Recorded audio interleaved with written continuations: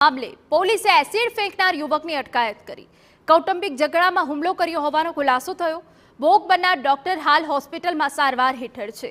સમગ્ર ઘટનાના સીસીટીવી કેમેરાના દ્રશ્યો સામે આવ્યા। પોલીસે આરોપીની પૂછપરછ હાથ ધરી છે।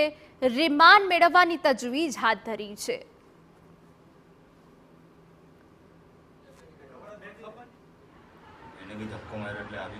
પ્રાથમિક પૂછપરછમાં એવું ધ્યાને આવેલું છે કે જે ભોગ બનનાર છે ડોક્ટર શામજીભાઈ, એમની બહેન અને આ જે એસિડ એટેક કરનાર ઈસમ છે તેની પત્ની બંને દેરાણી જેઠાણી હોય।